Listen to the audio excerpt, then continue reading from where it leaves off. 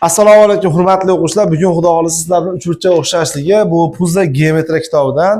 Xo'p, endi biz xudo xolisa uchburchak o'xshashligi deganda nima? Bir narsa ikkinchi narsaga o'xshash bo'lishligi uchun nima bo'lishi kerak desa, ana shuni bir narsa mos qismlari ikkinchisiga mos holatda o'xshash bo'lishi kerak. Ya'ni bu nima degani desa, uchburchakning o'xshashligi deganda mana ikkita uchburchagimiz berilgan bo'lsin. Mana A, B, C, D, E, F. Qarang. Burchaklari, mos burchaklari o'zaro teng bo'lishligi kerak.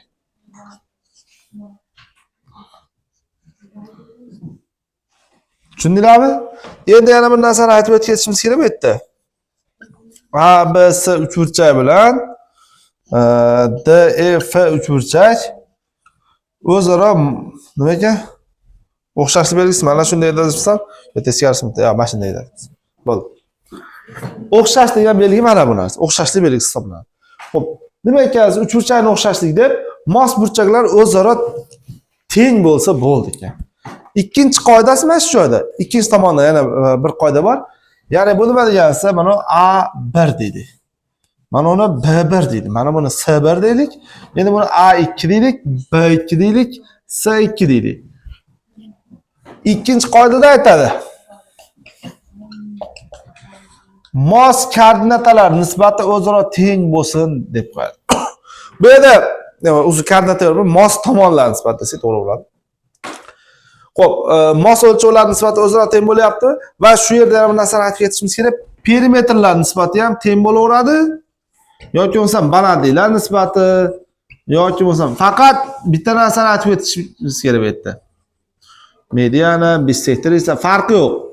Mos bo'lsa bo'ldi. Ya'ni nima degani desa, qarang. Misol uchun biz balandlik tushiryapmiz-ku mana. B ga balandlik tushiryapsizmi?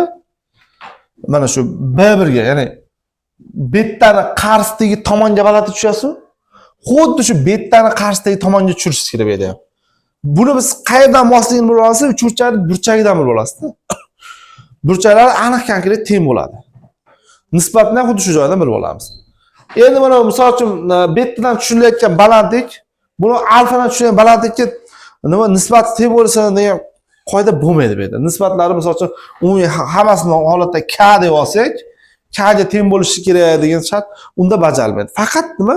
Moslanishi kerak burchaklar orqali. Tushunarlimi? Burchaklar orqali hamma narsa kelib chiqadi. Qiyin narsa emas. Tushunarlimi? Xo'p, davom etamiz. Misol uchun bizga savol berildi. Endi qarang. Mana bu holatda ham kitobimizda mana bunaqa bo'lsa nima bo'ladi degan savollar qo'yib qo'yibdi mayli. Qarang. Olib keldinglar? Ha? Yaxshi. Mana A, B, C, D. Mana E nuqta desak. Qarang.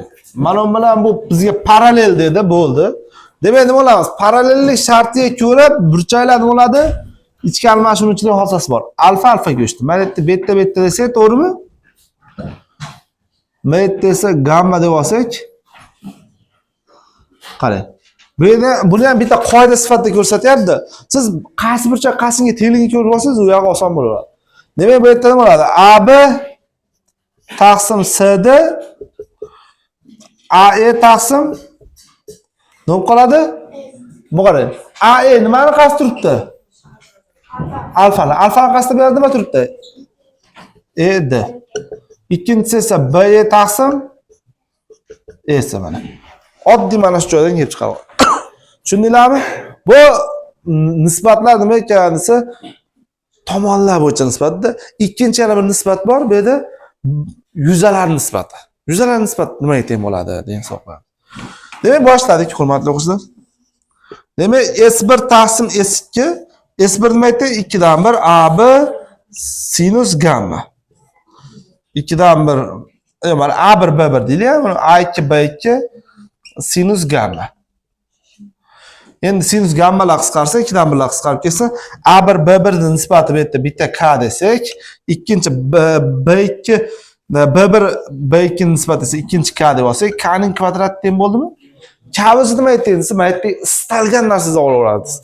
Ya'ni bu yerdan kelib chiqadi. yuzalarning nisbati tomonlar nisbatining kvadratiga teng degan xosiyat. Tushunarlimi? Tushundinglarmi? Bu juda ham oddiy qoidalar. Xo'p, davom etamiz, hurmatli o'quvchilar. Qarang. Trapetsiya degan narsani o'rganyapmiz. Mana shu trapetsiyaga mos holatda chizmalar ham keladi. Bu yerda ham o'rgatib qo'yishimiz kerak, qarang. Mana shu joyda mana kitobingizda mana A, B, C, D bo'lsa deyapti. A ni B ga nisbati, C ni D ga nisbati deb qoida o'rgatyapti. Bu qoida qayerdan kelib chiqqan desa, bu Fales teoremasidan kelib chiqqan. Fales teoremasi nima deydi desa, qarang. Fales teoremasida aytiladiki, biror bir burchakni parallel to'risiqlar bilan bo'lganimizda mana shu joydagi mostlar, mostlanadi. Mana misol uchun nima aytdi? A, B, C, D desak, misol uchun A ni C ga nisbati, B ni D ga nisbati shu tarzda, mayli undan yana bitta keyin bo'lsa, yana undan keyingisiga ham teng bo'lib ketaveradi degan qoida bor-da. Bu Fales teoremasi deydi. Endi biz bu yerda buni bunga nisbatan mana shunday yozaveraylik. Buni almashtirib qo'yibmiz a. Mana shunday holatda ham to'g'ri.